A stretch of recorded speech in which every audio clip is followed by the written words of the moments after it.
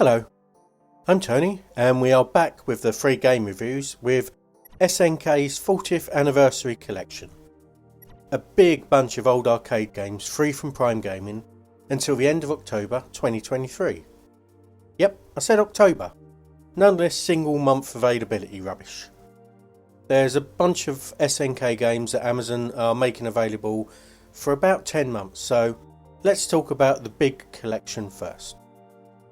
As the name suggests, this is basically a history of SNK games, primarily from the arcade, but some that were ported to or created for consoles.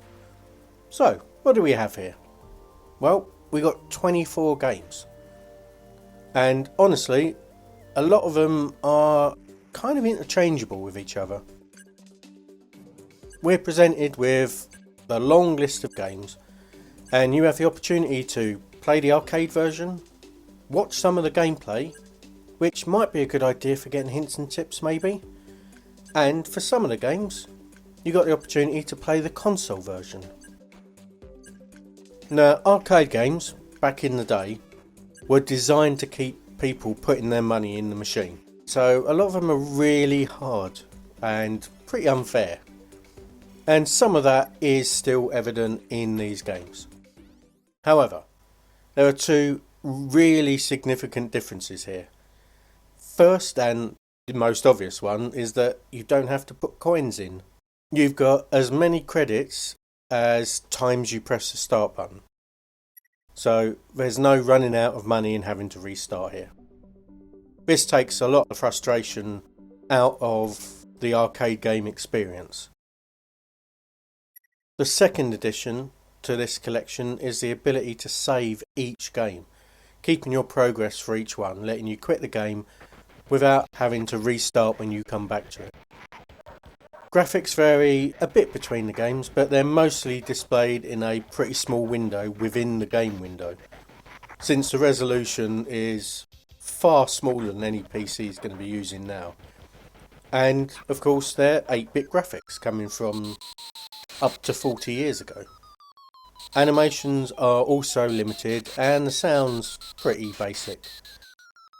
But to be fair, you shouldn't be here for the graphics and the sound. You should be here for the nostalgia or for the interest in gaming history. First off, let's talk about the most populated genre in this collection, the shoot 'em ups. Whether you're running around with weapons or sitting in a tank, most of these games have dual stick controls that let you fire in a different direction to your movement, making a controller pretty much a must-have unless you have like 3 hands. Of the 7 games here, 2 of them are tank based, Iron Tank and SNK 3. And it's a little hard to distinguish between the 2 of them. Both are dual stick, SNK 3 having one weapon that fires in your movement direction and another that shoots in the second stick direction. But otherwise it's a fairly straightforward, pretty tough shoot 'em up. Iron Tank is a little bit different, not in look, but in the fact that it has 4 different weapons that you collect power-ups to energise. And you have the option of going into a menu and enabling any or all of these weapons. So it gives it a little bit more depth. Like, do you save up all of your weapons till you get to the boss? Or do you make sure you save your shield energy by using some of the weapons as you go to reduce damage? The other non-tank shoot 'em ups are basically you being a Rambo style character charging through enemy lines. Ikari Warriors and Ikari Warriors 2 are basically the same game, except for a cosmetic change from soldiers to aliens in game 2. But otherwise they play basically the same. Guerrilla and Time Soldiers are also very similar. All 4 of them are pretty slow moving to the point of a little bit of frustration.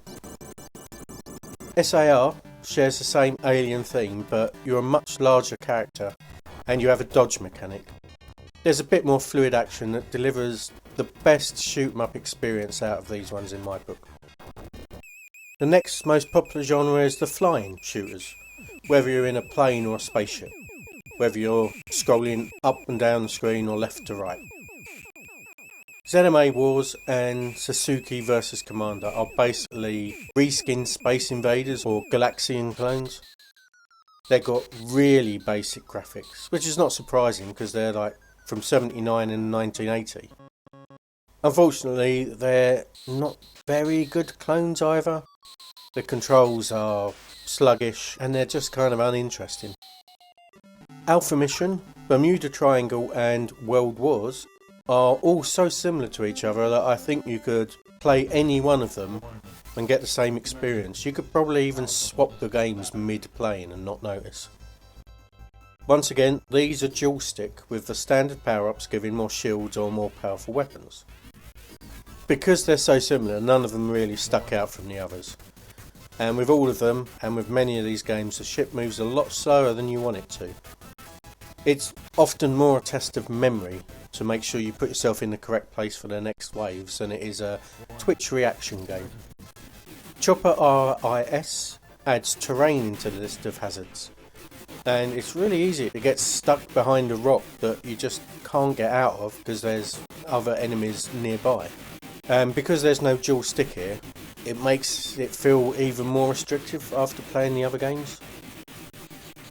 Vanguard and Prehistoric Isles are the side-scrolling shoot-'em-ups. Vanguard has very basic, pretty much line graphics, though it does have dual stick controls. You pick up energy from the environment to provide an invulnerability shield for a limited time, where you can't fire, but you don't have that many enemies to face. Prehistoric Isles is far more interesting. Because it's a lot more recent, it has much better cartoony-like graphics, and an interesting weapon system that allows you to position your secondary weapon in any one of 8 directions, and each of those directions fires different projectiles.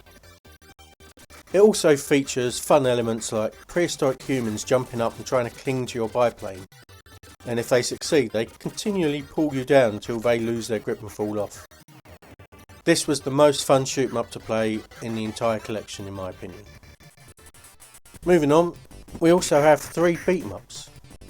POW is an inferior Streets of Rage type game with a lot of moves in the arcade version, but far fewer in the console version. Ikari 3 bucks the Ikari Warriors trend, and instead of being a shoot 'em up, this is a slightly better clone of Streets of Rage than POW, which allows you to use a range of weapons and it's just a little bit more fun to play. Street Smart, on the other hand, is a terrible clone of Street Fighter. It's only got basic controls and is just confusing to play. No arcade selection would be complete without some platformers, and we have 2 kind of platforming games. We got Athena and Psycho Soldier. Athena is a copy of Ghosts and Goblins basically, though in a woodland rather than in cemeteries, and with a bit more forgiving game difficulty.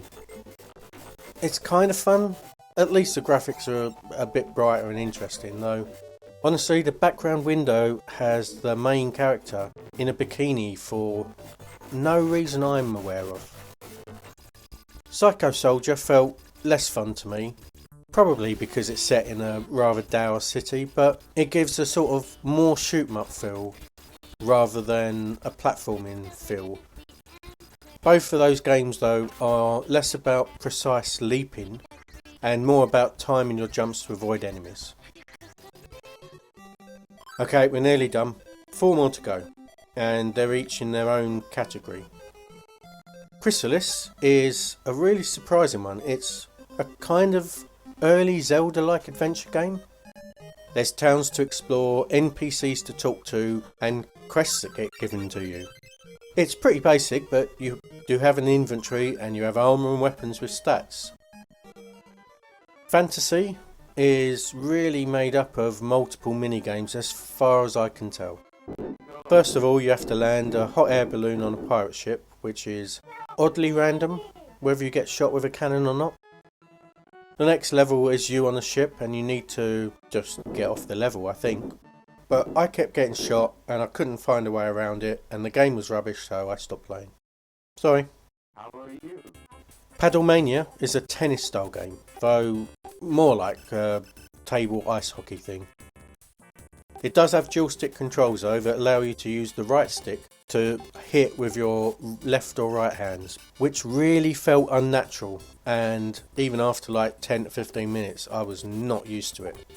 It's, again, like all of these, pretty basic. Last of all, and weirdest of all I think, is Munch Mobile. It's really an odd game. You're basically driving a car and you control an extendable arm. When you extend it and bring it back, as it's on its way back, you can grab anything it passes through, any items. And you're also controlling your car on a very narrow twisting road that you need to stay on.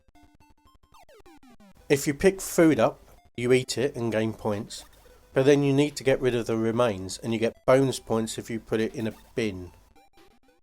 You also need to make sure that you pick up oil to keep your car running. You will run out otherwise. That's all of them, thankfully, and honestly none of the games really stood out as ones that I'm going to go back and play again. It's entirely possible that one of these games was your favourite and that you'll get really nostalgic playing it for a while. That's totally understandable and makes this worth grabbing for you.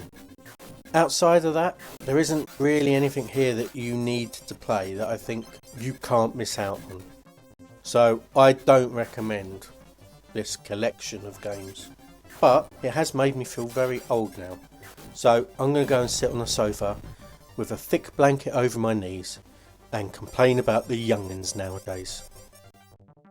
Thanks for watching, and I'll talk to you soon. Goodbye.